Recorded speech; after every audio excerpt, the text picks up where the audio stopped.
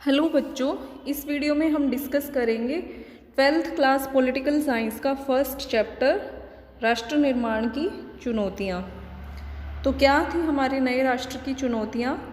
सन 1947 के 14-15 अगस्त की मध्य रात्रि को भारत आज़ाद हुआ और भारत के प्रथम प्रधानमंत्री पंडित जवाहरलाल नेहरू ने इस रात को विधानसभा के एक विशेष सत्र को संबोधित किया था और उनका यह प्रसिद्ध भाषण भाग्यवधू से चिर प्रतीक्षित भेंट या ट्रिस्ट विद डेस्टिनी के नाम से जाना गया। उनके भाषण का हम यहाँ नाम याद रखेंगे MCQ के लिए। क्या था उनके भाषण का नाम? भाग्यवधू से चिर प्रतीक्षित भेंट या ट्रिस्ट विद डेस्टिनी। हिंदुस्तान की जनता इसी क्षण की प्रतीक्षा कर रही थी। आपने इतिहास की पाठ्य पुस्तकों में पढ़ा है कि हमारी आज़ादी की लड़ाई में कई आवाज़ें बुलंद थी। बहरहाल दो बातों पर सबकी सहमति थी। पहली बात कि आज़ादी के बाद देश का शासन कैसे चलाया जाएगा? लोकतांत्रिक सरकार के जरिए। और दूसरी है कि सरकार सबके भले के लिए काम करेगी, किसी वर्ग विशेष के लिए काम नहीं करेगी। तो इन दो बातों पर सहमति थी, लोकतांत्रिक सरकार और सबके कल्याण के लिए। और इस शासन में गरीबों और कमज़ोरों का खास ख्याल रखा जाएगा। देश अब आज़ाद हो चुका था और आज़ादी से जुड़े इन सपनों को साकार करने का वक्त आ गया था। यह कोई आसान काम नहीं था। आज़ाद हिंदुस्तान का जन्म कठिन परिस्थितियों में हुआ। हिंदुस्तान सन 1947 में जिन हालात के बीच आज़ाद हुआ, शायद उस वक्त तक कोई भी मुल्क वैसे हालात में आज़ाद नहीं हुआ था। आज़ादी मिली लेकिन देश के बंटवारे के साथ। 1947 का साल अभूतपूर्व हिंसा और विस्थापन का त्रासदी का साल था। यानी कि 1947 में हमने क्या झेला था? विभाजन की त्रासदी को हमने झेला था। और बहुत बड़े स्तर पर इसके बाद क्या हुई थी? हिंसा और विस्थापन हुआ।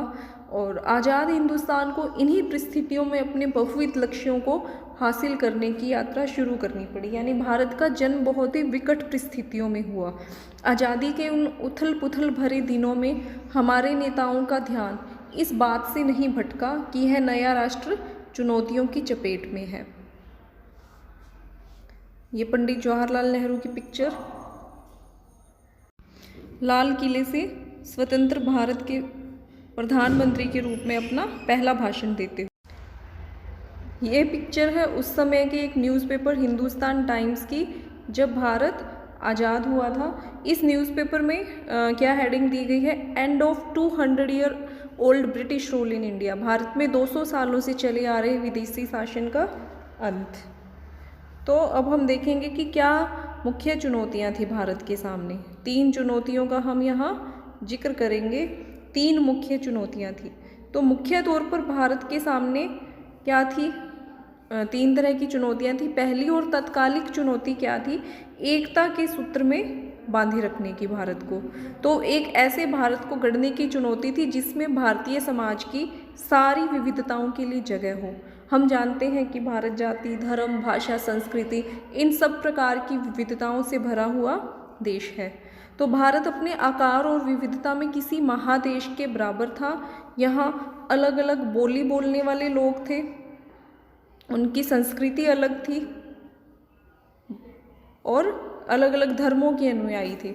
उस वक्त आमतौर पर यही माना जा रहा था कि इतनी विविधताओं से भरा देश ज़्यादा दिनों तक एकजुट नहीं रह सकता।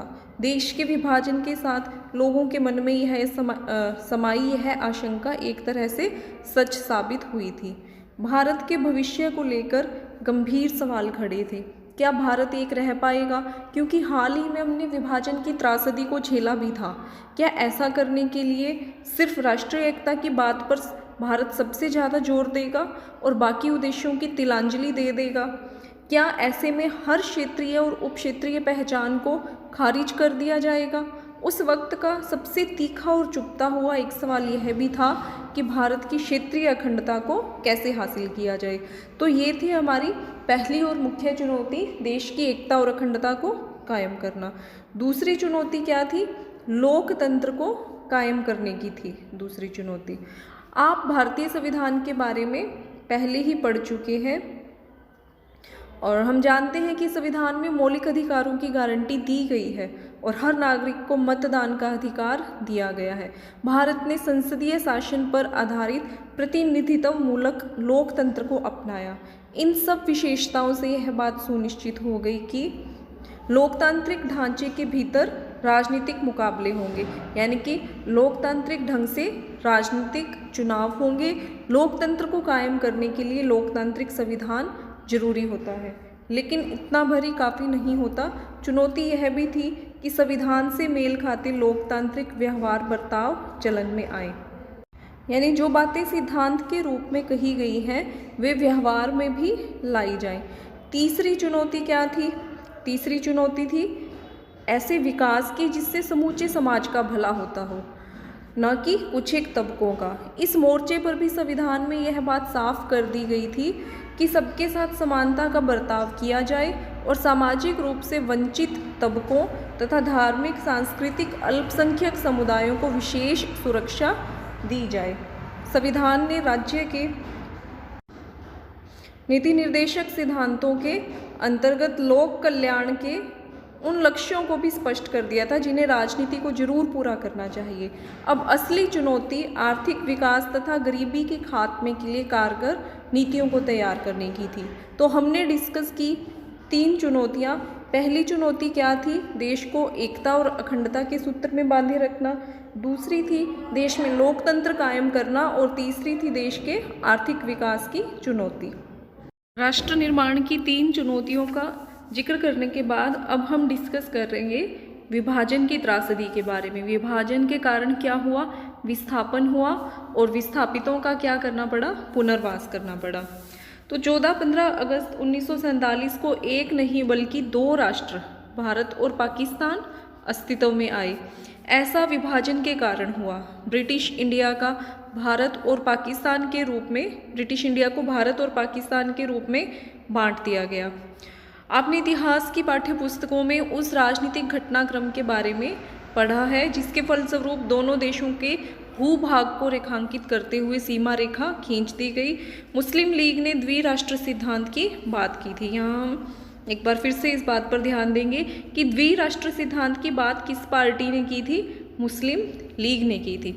इस सिद्धांत के अनुसार भारत किसी एक कौम का नहीं बल्कि हिंदू और मुसलमान नाम की 2 कौमों का देश था और इसी कारण मुस्लिम लीग ने मुसलमानों के लिए अलग देश यानी पाकिस्तान की मांग की। कांग्रेस ने द्विराष्ट्र सिद्धांत तथा पाकिस्तान की मांग का विरोध किया। बहरहाल 1940 के दशक में राजनीतिक मोर्चे पर कई बदलाव आए। कांग्रेस और मुस्लिम लीग के बीच राजनीतिक प्रतिस्पर्धा तथा ब्रिटिश शासन की भूमिका जैसी बातों का जोर रहा। नतीजन पाकिस्तान की मांग मान ली गई। तो 2 राष्ट्रों के सिद्धांत की बात किसने की? मुस्लिम लीग ने की और कांग्रेस पार्टी ने इस बात का द्विराष्ट्र के सिद्धांत और पाकिस्तान की मांग का विरोध किया था, लेकिन अंततः जो पाकिस्तान की मांग थी मुस्लिम लीग की वो मान ली गई। फिर अब हम देखेंगे विभाजन की प्रक्रिया, किस प्रकार से भारत का विभाजन हुआ। फैसला हुआ कि अब तक जिस भूभाग को इंडिया के नाम से जाना जाता था उसे भारत और पाकिस्तान नाम के 2 देशों के बीच बांट दिया जाएगा। यह विभाजन दर्दनाक तो था ही, पर इस पर फैसला करना और अमल में लाना और भी कठिन था। यह तय किया गया कि धार्मिक बहुसंख्या को विभाजन का आधार बनाया जाए। तो विभाजन किस प्रकार से किया गया? जिस क्षेत्र में जिस धर्म को मानने वाले बहुसंख्यक रह रहे हैं उसे उस धर्म का क्षेत्र घोषित किया जाएगा। इसके मायने यह थे कि जिन इलाकों में मुसलमान बहुसंख्यक थे वे इलाके पाकिस्तान के भूभाग होंगे और शेष हिस्से भारत कहलाएंगे। यानी कि धार्मिक बहुसंख्या को आधार बनाया गया और जिन इलाकों में मुस्लिम बहुसंख्यक थे उन्हें क्या बनाया गया? पाकिस्तान। और यह बात जितनी आसान जान पड़ती है, असल में इसमें कई किस्म की दिक्कतें थी। और पहली बात तो यह थी कि ब्रिटिश इंडिया में कोई एक भी इलाका ऐसा नहीं था जहां मुसलमान बहुसंख्यक हों। ऐसे 2 इलाके थे जहां इनकी आबादी ज़्यादा थी। एक इलाका पश्चिम में था तो दूसरा इलाका पूर्व में। ऐसा कोई तरीका न था कि इन दोनों इलाकों को जोड़कर एक जगह कर दिया जाए। इसे देखते हुए फैसला हुआ कि पाकिस्तान में दो इलाके शामिल होंगे, यानी पश्चिमी पाकिस्तान और पूर्वी पाकिस्तान, और इनके बीच में भारतीय भूभाग का एक बड़ा विस्तार रहेगा। इनकी दूसरी बात यह है कि मुस्लिम बहुल हर इलाका पाकिस्तान में जाने को राजी हो, ऐसा भी नहीं था। तो यहाँ हमने दो बातें पढ़ी कि कोई एक भी इलाका ऐसा नहीं था जहाँ मुसलमान बहुसंख्यक हों, और दूसरा क्या था कि मुस्लिम बहुल हर इलाका पाकिस्तान में जाने को राजी हो, ऐसा नहीं था। तो ये दो मुख्य समस्याएं थी, और जो दो इलाके ऐसे थे जहां इनकी आबादी ज़्यादा थी, वो इलाके एक दूसरे से बहुत दूर थे। एक तो जो आज पाकिस्तान है, ठीक है, बीच में भारत था, और जो वर्तमान बांग्लादेश है। इस प्रकार से ये मुस्लिम बहुल आबादी वाले क्षेत्र थे, लेकिन इन दोनों के बीच में दूरी काफ़ी थी, 2000 किलोमीटर की इनके बीच में दूरी थी। और दूसरा जो हर मुस्लिम बहुल क्षेत्र था वो पाकिस्तान में जाने को राजी नहीं था। खान अब्दुल गफ्फार खान पश्चिमोत्तर सीमा प्रांत के नेता थे। उनकी प्रसिद्धि सीमांत गांधी के रूप में थी, और वे द्विराष्ट्र सिद्धांत के एकदम खिलाफ थे, और संयोग से उनकी आवाज़ की अनदेखी की गई और पश्चिमोत्तर सीमा प्रांत को पाकिस्तान में मान लिया गया। तो यहाँ हमने दो समस्याएं देखी कि जो मुस्लिम बहुल आबादी वाले क्षेत्र थे वो दोनों एक दूसरे से इस प्रकार से दूर दूर थे, एक भौगोलिक इकाई ये नहीं थी, जुड़े हुए नहीं थे। इनके बीच में लगभग 2000 किलोमीटर की दूरी थी, और इनमें भी कुछ क्षेत्र ऐसे थे जो इसमें शामिल होना नहीं चाहते थे, और उनकी मर्जी के खिलाफ इसे शामिल किया गया, जैसे पश्चिमोत्तर सीमा प्रांत को इसमें शामिल किया गया। तीसरी समस्या और भी विकट थी। क्या थी तीसरी समस्या? ब्रिटिश इंडिया के मुस्लिम बहुल प्रांत पंजाब और बंगाल में अनेक हिस्से बहुसंख्यक गैर मुस्लिम आबादी वाले थे। तो इन क्षेत्रों में भी जिन क्षेत्रों को ये माना गया था कि मुस्लिम बहुल है, वहाँ भी बहुत से हिस्से ऐसे थे जो गैर मुस्लिम आबादी वाले थे। ऐसे में फैसला हुआ कि इन दोनों प्रांतों में भी बंटवारा धार्मिक बहुसंख्यकों के आधार पर होगा, और इसमें जिले अथवा उससे निचले स्तर के प्रशासनिक हलके को आधार माना जाएगा। 14-15 अगस्त 1947 की मध्य रात्रि तक यह फैसला नहीं हो पाया था। इसका मतलब यह हुआ कि आज़ादी के दिन तक लोगों को यह नहीं पता था कि वे भारत में है या पाकिस्तान में। पंजाब और बंगाल का बंटवारा विभाजन की सबसे बड़ी त्रासदी साबित हुआ। चौथी समस्या क्या थी? अल्पसंख्यकों की समस्या थी। दोनों तरफ अल्पसंख्यक थे। जो इलाके पाकिस्तान में है वहाँ लाखों की संख्या में हिंदू और सिख आबादी थी। ठीक इसी तरह पंजाब और बंगाल के भारतीय भूभाग में भी लाखों की संख्या में मुस्लिम आबादी थी। दिल्ली और उसके आसपास के इलाकों में भी मुसलमानों की एक बड़ी आबादी थी। ये सब लोग एक तरह से सांसत में थे, टेंशन में थे। इन लोगों ने पाया कि हम तो अपने ही घर में विदेशी बन गए। जिस जमीन पर वे और उनके पुरखे सदियों से आबाद रहे, उसी जमीन पर वे विदेशी बन गए थे। जैसे ही यह बात साफ हुई कि देश का बंटवारा होने वाला है, दोनों ही तरफ के अल्पसंख्यकों पर हमले होने लगे। कोई भी इस बात का अनुमान नहीं लगा सकता था कि समस्या विकट रूप धारण करने जा रही है। इस कठिनाई से उबरने के लिए किसी के पास कोई योजना भी नहीं थी। शुरू में लोग बाग और नेता यही मानकर चल रहे थे कि हिंसा की घटनाएं अस्थायी हैं और जल्दी इनको काबू में कर लिया जाएगा, लेकिन बड़ी जल्दी हिंसा नियंत्रण से बाहर हो गई।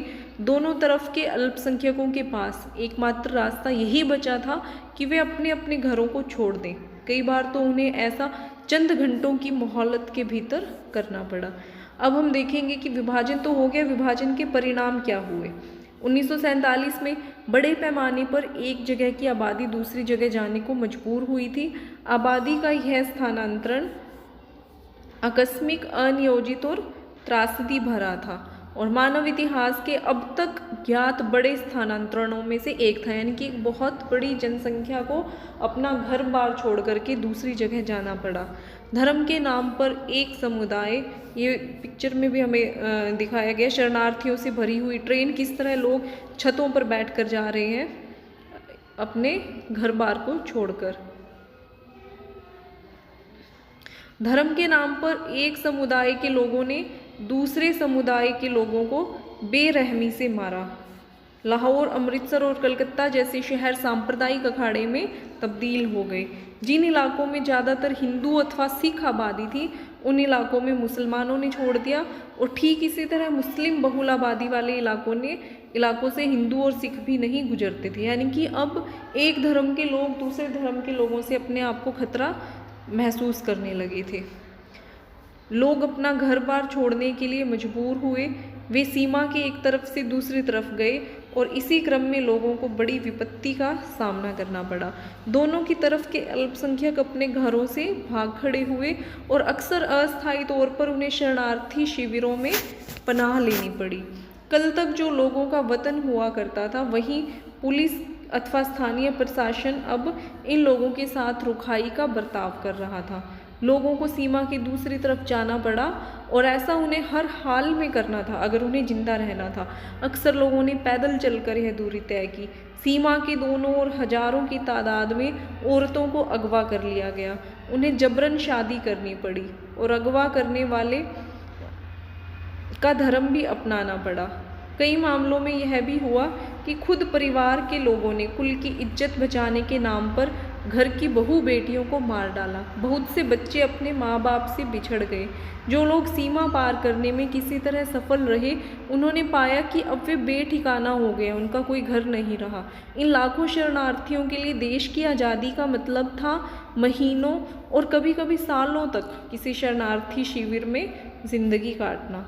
भारत और पाकिस्तान के लेखक, कवि तथा फिल्म निर्माताओं ने अपने उपन्यास, लघु कथा, कविता और फिल्मों में इस मारकाट की नृशंसता का जिक्र किया, विस्थापन और हिंसा से पैदा दुखों को अभिव्यक्ति दी। विभाजन की आपदा का जिक्र करते हुए रचनाकारों ने अक्सर वही जुमला इस्तेमाल किया जो इस विपत्ति को झेलने वाले बंटवारे का जिक्र करते हुए करते थे। इन सबों के लिए बंटवारे का मतलब था दिल के दो टुकड़े हो जाना। विभाजन में सिर्फ संपदा, देनदारी और परिसंपत्तियों का ही बंटवारा नहीं हुआ। इस विभाजन में दो समुदाय जो अब तक पड़ोसियों की भांति रहते आ रहे थे, हिंसक अलगाव का शिकार हुए। वित्तीय संपदा के साथ साथ टेबल, कुर्सी, टाइपराइटर और पुलिस के वाद्य यंत्रों तक का बंटवारा हुआ था। सरकारी और रेलवे के कर्मचारियों का भी बंटवारा हुआ। अब तक साथ साथ रहते आए दो समुदायों का यह एक हिंसक और भयावह विभाजन था। अनुमान किया जाता है कि विभाजन के कारण 80 लाख लोगों को अपना घर बार छोड़कर सीमा पार जाना पड़ा। विभाजन की हिंसा में करीबन 5 से 10 लाख लोगों ने अपनी जान गंवाई। प्रशासनिक मुश्किल और वित्तीय कठिनाई के अतिरिक्त विभाजन के साथ कुछ और ज़्यादा गहरे मुद्दे जुड़े हुए थे। भारत के नेता द्विराष्ट्र सिद्धांत में यकीन नहीं करते थे। बहरहाल विभाजन तो धर्म के आधार पर ही हुआ था। क्या इस वजह से भारत अपने आप एक हिंदू राष्ट्र बन गया? विभाजन के दौरान बड़ी संख्या में मुस्लिम आबादी पाकिस्तान चली गई। इसके बावजूद 1951 के वक्त भारत की कुल आबादी में 12% मुसलमान थे। ऐसे में सवाल यह था कि भारत अपने मुसलमान नागरिकों तथा दूसरे धार्मिक अल्पसंख्यकों जैसे सिख, ईसाई, जैन, बौद्ध, पारसी और यहूदियों के साथ क्या बर्ताव करे। बंटवारे के कारण हिंदू और मुसलमानों के बीच तनाव पहले से ही कायम था। इन संघर्षों के साथ प्रतिस्पर्धी राजनीतिक हित जुड़े थे। मुस्लिम लीग का गठन मुख्य रूप से औपनिवेशिक भारत में मुसलमानों के हितों की रक्षा के लिए हुआ था। मुस्लिम लीग मुसलमानों के लिए अलग राष्ट्र की मांग करने के एतबार से अग्रणी थी। ठीक इसी तरह कुछ और संगठन भी थे जो भारत को हिंदू राष्ट्र बनाने के लिए हिंदुओं को लामबंद करने की कोशिश में लगे थे। बहरहाल भारत की कौमी सरकार के अधिकतर नेता सभी नागरिकों को समान दर्जा देने के समर्थक थे। चाहे नागरिक किसी भी धर्म का हो, वे भारत को एक ऐसे राष्ट्र के रूप में नहीं देखना चाहते थे जहाँ किसी एक धर्म के अनुयायियों को दूसरे धर्मावलंबियों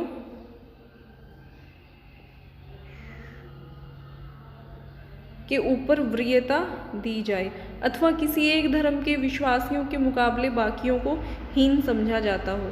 वे मानते थे नागरिक चाहे जिस धर्म का हो, जिस धर्म को माने उसका दर्जा बाकी नागरिकों के बराबर ही होना चाहिए। नागरिकता की कसौटी धर्म को नहीं बनाया जाना चाहिए। हमारे नेतागण धर्मनिरपेक्ष राज्य के हिमायती थे। उनके इस आदर्श की अभिव्यक्ति भारतीय संविधान में हुई। उनके इस आदर्श की अभिव्यक्ति भारतीय संविधान में किस रूप में हुई है? एक तो हमारी जो प्रस्तावना है उसमें धर्मनिरपेक्षता शब्द का यूज़ किया गया है, और दूसरा अनुच्छेद 25 से 28 में हमें धार्मिक स्वतंत्रता का मौलिक अधिकार। हम पढ़ेंगे रजवाड़ों का विलय। रजवाड़े यानी कि जो देसी रियासतें थी, राजाओं के अधीन आने वाला जो क्षेत्र था, उनका भारत में किस प्रकार से विलय किया गया। तो ब्रिटिश इंडिया क्या था? दो हिस्सों में था। एक हिस्से में ब्रिटिश प्रभुत्व वाले भारतीय प्रांत थे, दूसरे हिस्से में देसी रजवाड़े। ब्रिटिश प्रभुत्व वाले भारतीय प्रांतों पर अंग्रेजी सरकार का सीधा नियंत्रण था, और दूसरी तरफ छोटे बड़े आकार के कुछ और राज्य थे, इन्हें रजवाड़ा कहा जाता था। रजवाड़ों पर किसका शासन था? राजाओं का था। राजाओं ने ब्रिटिश राज की अधीनता यानी कि सर्वोच्चता स्वीकार कर रखी थी, और इसके अंतर्गत वे अपने राज्य के घरेलू मामलों का शासन चलाते थे। उनकी सर्वोच्चता को मानकर ही वो अपना शासन चला रहे थे, और अंग्रेजी प्रभुत्व के अंतर्गत आने वाले भारतीय साम्राज्य के 1/3 हिस्से में रजवाड़े कायम थे। प्रत्येक 4 भारतीयों में एक किसी न किसी रजवाड़े की प्रजा था, यानी कि ये जो रजवाड़े थे, राजाओं का शासन था, ये क्या थे? 1/3 थे, और ये क्षेत्र बड़ा था, 2/3 था, जो ब्रिटिश राज के डायरेक्ट कंट्रोल में था। ठीक है, इन पर राजाओं के माध्यम से था नियंत्रण, और इन पर डायरेक्ट कंट्रोल था। तो अब रजवाड़ों को भारत में मिलाने में कहाँ समस्या आ रही थी? आज़ादी के तुरंत पहले अंग्रेजी शासन ने घोषणा की कि ब्रिटिश प्रभुत्व के साथ ही रजवाड़े भी ब्रिटिश अधीनता से आज़ाद हो जाएंगे। इसका मतलब था कि सभी रजवाड़े, जिनकी संख्या 565 थी, ब्रिटिश राज की समाप्ति के साथ ही कानूनी तौर पर आज़ाद हो जाएंगे। अंग्रेजी राज का नज़रिया था कि रजवाड़े अपनी मर्जी से चाहें तो भारत या पाकिस्तान में शामिल हो जाएं, या फिर अपना स्वतंत्र अस्तित्व बनाए रखें। यानी कि अंग्रेज़ों ने भारत में फूट डाले रखने का ये एक और तरीका निकाल रखा था, कि उन्होंने जो 565 देसी रियासतें थी, इन्हें क्या कहा कि वो या तो पाकिस्तान में जाएं, या इंडिया में आएं, या फिर ये स्वतंत्र रूप से भी रह सकती थी। ठीक है, तो भारत अथवा पाकिस्तान में शामिल होने या स्वतंत्र हैसियत बनाए रखने का फैसला रजवाड़ों की प्रजा को नहीं करना था। यह फैसला लेने का अधिकार राजाओं को दिया गया था। किसको दिया गया था? यह फैसला लेने का अधिकार राजाओं को दिया गया था, और अपने आप में बड़ी गंभीर समस्या थी, और इससे अखंड भारत के अस्तित्व पर ही खतरा मंडरा रहा था। इससे क्या होता? मान लीजिए कि यह एक भारत है और बीच में कोई रियासत है, वो कह रही है कि हम ना भारत में शामिल होंगे ना पाकिस्तान में, हम आज़ाद रहेंगे, ये देश होता। इसी प्रकार ये कोई और रियासत देश बन जाती, तो भारत में इस प्रकार बहुत से देश हो सकते थे, बहुत से टुकड़े हो सकते थे, तो अखंड भारत का निर्माण मुश्किल था उस समय। सरकार का क्या नज़रिया था? छोटे बड़े विभिन्न आकार के देशों में बंट जाने की इस संभावना के विरुद्ध अंतरिम सरकार ने, जो टेम्परेरी गवर्नमेंट बनी हुई थी, उसने क्या किया? कड़ा रुख अपनाया। मुस्लिम लीग ने भारतीय राष्ट्रीय कांग्रेस के इस कदम का विरोध किया। लीग का मानना था कि रजवाड़ों को अपनी मनमर्जी का रास्ता चुनने के लिए छोड़ दिया जाना चाहिए। रजवाड़ों के शासकों को मनाने समझाने में सरदार पटेल ने ऐतिहासिक भूमिका निभाई, और अधिकतर रजवाड़ों को उन्होंने भारतीय संघ में शामिल होने के लिए राजी कर लिया। तो भारतीय जो रजवाड़े थे, इनको भारतीय रियासतें थी, इनको भारत में शामिल करने का श्रेय किसको जाता है? सरदार वल्लभ भाई पटेल को। उन्होंने इसमें महत्वपूर्ण भूमिका निभाई। आज यह आसान जान पड़ सकता है, लेकिन अपने आप में यह बड़ा जटिल काम था। इसके लिए बड़ी चतुराई और युक्तिपूर्ण पहलकदमी की ज़रूरत थी। मिसाल के तौर पर आज के उड़ीसा में ही तब 26 और छत्तीसगढ़ में 15 छोटे छोटे रजवाड़े थे। सौराष्ट्र में 14 बड़े और 119 छोटे रजवाड़े और अन्य अनेक प्रशासनिक तंत्र थे। तो इन सबको एकजुट करना बहुत बड़ी चुनौती थी। देसी रजवाड़ों की चर्चा से 3 बातें सामने आती है। पहली बात तो यह है कि अधिकतर रजवाड़ों के लोग भारतीय संघ में शामिल होना चाहते थे। दूसरी बात यह है कि भारत सरकार का रुख लचीला था और वह कुछ इलाकों को स्वायत्तता देने के लिए तैयार थी, जैसा कि जम्मू कश्मीर में हुआ था। भारत सरकार ने विभिन्नताओं को सम्मान देने और विभिन्न क्षेत्रों की मांगों को संतुष्ट करने के लिए यह रुख अपनाया था। तीसरी बात, विभाजन की पृष्ठभूमि में विभिन्न इलाकों के सीमांकन के सवाल पर खींचतान जोर पकड़ रही थी और ऐसे में देश की क्षेत्रीय एकता अखंडता का सवाल सबसे ज़्यादा महत्वपूर्ण हो चुका था। शांतिपूर्ण बातचीत के जरिए लगभग सभी रजवाड़े, जिनकी सीमाएं आज़ाद हिंदुस्तान की नई सीमाओं से लगती थी, 15 अगस्त 1947 के पहले ही भारतीय संघ में ये शामिल हो गए। अधिकतर रजवाड़ों के शासकों ने भारतीय संघ में अपने विलय के सहमति पत्र पर हस्ताक्षर किए। ज़्यादातर जो रियासतें थी वो भारत में 15 अगस्त 1947 के पहले ही मिल गई और इस सहमति पत्र को क्या कहा गया, जिसके द्वारा ये भारत में मिले, इंस्ट्रूमेंट ऑफ असेशन कहा गया। इस पर हस्ताक्षर का अर्थ था कि रजवाड़े भारतीय संघ का अंग बनने के लिए तैयार है। जूनागढ़, हैदराबाद, कश्मीर और मणिपुर रियासतों का विलय बाकियों की तुलना में थोड़ा कठिन साबित हुआ। इन चुनौतियों के बारे में हम पढ़ेंगे। इस अध्याय में हम हैदराबाद और मणिपुर की जो रियासत है उनके भी मामलों पर गौर करेंगे। कश्मीर के विलय के बारे में हम 8वें चैप्टर में पढ़ेंगे। अब हम पढ़ेंगे हैदराबाद रियासत का भारत में किस प्रकार से विलय हुआ। हैदराबाद की रियासत बहुत बड़ी थी। यह चारों तरफ से हिंदुस्तानी इलाके से घिरी थी और पुराने हैदराबाद के कुछ हिस्से आज के महाराष्ट्र तथा कर्नाटक में और बाकी हिस्से आंध्र प्रदेश में है। यानी कि आज का जो महाराष्ट्र, कर्नाटक और आंध्र प्रदेश है उनमें ये हैदराबाद फैला हुआ था। हैदराबाद के शासक को निज़ाम कहा जाता था और वह दुनिया के सबसे दौलतमंद लोगों में शुमार किया जाता था। निज़ाम चाहता था कि हैदराबाद की रियासत को आज़ाद रियासत का दर्जा दिया जाए, यानी वो ना तो भारत में मिलना चाहते थे ना पाकिस्तान में। और निज़ाम ने सन 1947 के नवंबर में भारत के साथ समझौता किया कि यथास्थिति बनाए रखी जाए, जैसी उनकी एट प्रेजेंट सिचुएशन है उसे ही रखा जाए। और यह समझौता 1 साल के लिए था और भारत सरकार से हैदराबाद के निज़ाम की बातचीत इस दौरान जारी रही और इसी दौरान हैदराबाद की रियासत के लोगों के बीच निज़ाम के शासन के खिलाफ एक आंदोलन ने जोर पकड़ा और इसी दौरान एक आंदोलन वहाँ के लोगों ने शुरू कर दिया निज़ाम के खिलाफ। तेलंगाना के इलाके के किसान निज़ाम के दमनकारी शासन से ख़ास तौर पर दुखी थे। वे निज़ाम के खिलाफ उठ खड़े हुए और महिलाएं निज़ाम के शासन में सबसे ज़्यादा जुल्म का शिकार हुई थी। महिलाएं भी बड़ी संख्या में इस आंदोलन से आ जुड़ी, महिलाएं भी शामिल हुई इस आंदोलन में। हैदराबाद शहर इस आंदोलन का गढ़ बन गया।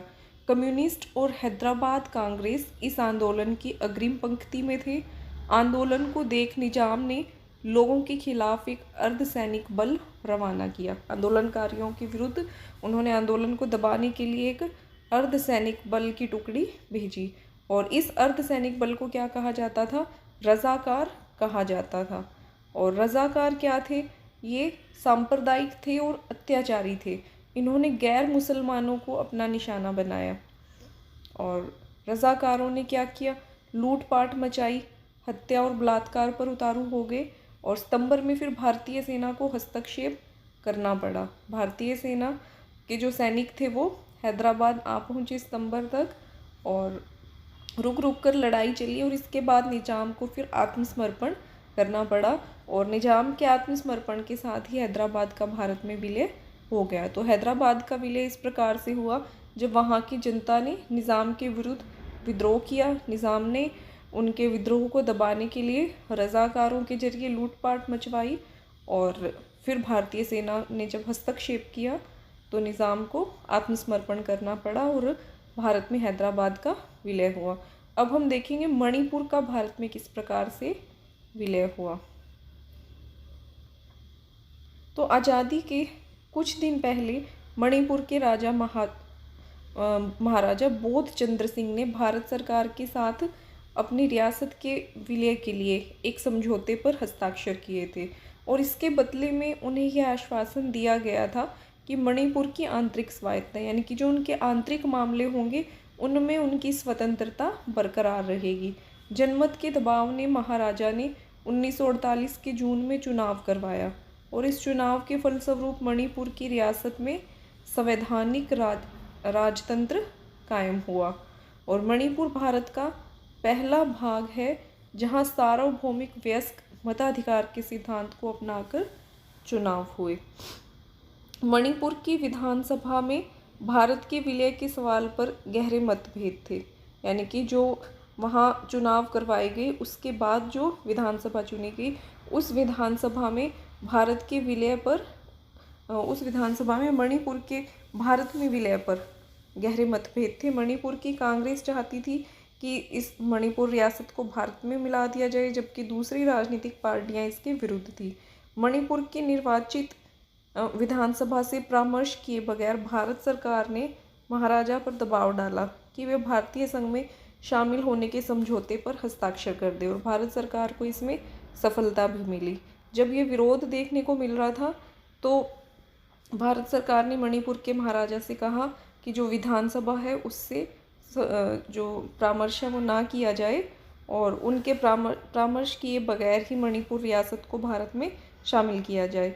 मणिपुर में इस कदम को लेकर लोगों में हालांकि क्रोध और नाराज़गी के भाव पैदा हुए और इसका असर आज भी देखा जा सकता है।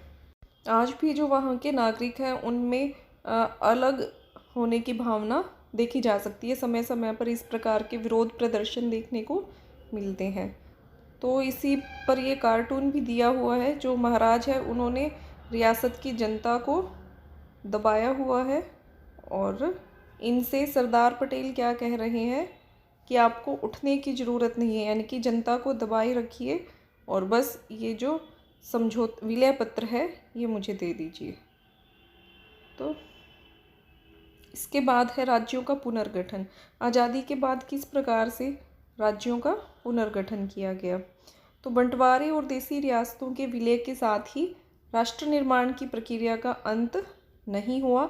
भारतीय प्रांतों की आंतरिक सीमाओं को तय करने की चुनौती अभी सामने थी और यह महज प्रशासनिक विभाजन का मामला नहीं था, क्योंकि पीछे हम पढ़ के आए कितना विविधताओं से परिपूर्ण देश था भारत और राज्यों की सीमाओं को फिर किस प्रकार से निर्धारित किया जाए। तो ये एक बहुत बड़ी चुनौती थी कि देश की भाषाई और सांस्कृतिक बहुलता की झलक मिले और राष्ट्रीय एकता भी खंडित ना हो, यानी कि किसी की भावनाएं भी आहत ना हो और हमें राज्यों का भी विभाजन करना था। औपनिवेशिक शासन के समय प्रांतों की सीमाएं प्रशासनिक सुविधा के लिहाज से तय की गई थी। अंग्रेजों को जिस तरह प्रशासनिक सुविधा लगी उन्होंने भारत में प्रांतों की सीमाएं तय की और या ब्रिटिश सरकार ने जितने क्षेत्र को जीत लिया हो उन्होंने जिस क्षेत्र को जीता उस क्षेत्र को अलग प्रांत मान लिया था।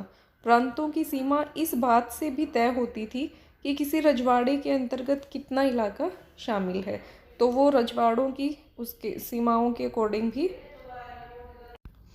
फिर जो हमारी राष्ट्रीय सरकार थी उसने ऐसे सीमांकन को जो अंग्रेजों के समय था और रजवाड़ों के समय था उसे खारिज कर दिया। उसने भाषा के आधार पर राज्यों के पुनर्गठन का वादा किया। 1920 में कांग्रेस का नागपुर अधिवेशन हुआ था आज़ादी से पहले और इसके बाद से ही इस सिद्धांत को भारतीय राष्ट्रीय कांग्रेस ने मान लिया था कि राज्यों का पुनर्गठन आज़ादी के बाद भाषा के आधार पर होगा और अनेक प्रांतीय कांग्रेस समितियों को भाषाई इलाके के आधार पर बनाया गया था और ये समितियां ब्रिटिश इंडिया के प्रशासनिक विभाजन को अपने कामकाज में नहीं बरतती थी और जो कांग्रेस ने अपनी समितियां बनाई थी उनको भाषाई आधार पर ही बनाया था और जो ब्रिटिश इंडिया का प्रशासनिक विभाजन था उसके अनुसार कांग्रेस की समितियां काम नहीं करती थी। आज़ादी और बंटवारे के बाद स्थितियां बदली। हमारे नेताओं को चिंता हुई कि अगर भाषा के आधार पर प्रांत बनाए गए, क्योंकि हम विभाजन देख चुके थे धर्म के आधार पे, तो नेताओं को क्या चिंता हुई कि भाषा के आधार पर प्रांत बनाए गए तो इससे अव्यवस्था फैल सकती है और देश के टूटने का खतरा पैदा हो सकता है। हमारे नेताओं को भी यही लग रहा था कि भाषावार राज्यों के गठन से दूसरी सामाजिक आर्थिक चुनौतियों से ध्यान भटक सकता है, जबकि देश इन चुनौतियों की चपेट में है। केंद्रीय नेतृत्व ने इस मसले को स्थगित करने का फैसला किया। रजवाड़ों का मसला अभी हल नहीं हुआ था और बंटवारे की यादें अभी ताज़ा थी। तो केंद्रीय नेतृत्व के इस फैसले को स्थानीय नेताओं और लोगों ने चुनौती दी। पुराने मद्रास प्रांत के तेलुगु भाषी क्षेत्रों में विरोध भड़क उठा, यानी कि जो स्थानीय नेता और लोग थे वो इस बात को सहन नहीं कर पाए कि भाषा के आधार पर पुनर्गठन क्यों नहीं किया जा रहा। तो जो मद्रास प्रांत का तेलुगु भाषी क्षेत्र था उन्होंने विरोध कर दिया। और पुराने मद्रास प्रांत में कौन कौन से क्षेत्र शामिल थे? आज का तमिलनाडु और आंध्र प्रदेश शामिल थे। इसके कुछ हिस्से वर्तमान जो केरल और कर्नाटक है वो भी इसमें शामिल थे। विशाल आंध्र आंदोलन, आंध्र प्रदेश नाम से अलग राज्य बनाने के लिए आंदोलन चलाया गया।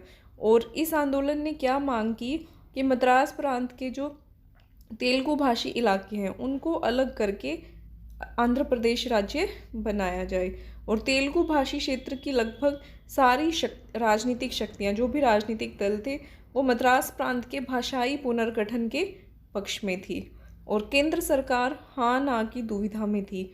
और उसकी इस मनोदशा से इस आंदोलन ने जोर पकड़ा।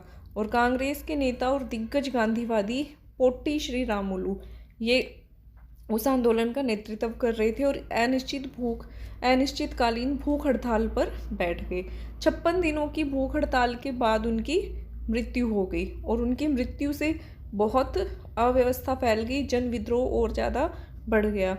आंध्र प्रदेश में जगह जगह हिंसक घटनाएं हुई, लोग बड़ी संख्या में सड़कों पर निकल आए और पुलिस फायरिंग में अनेक लोग घायल हुए या मारे गए। मद्रास में अनेक विधायकों ने अपना विरोध जताते हुए अपनी सीट से इस्तीफा दे दिया।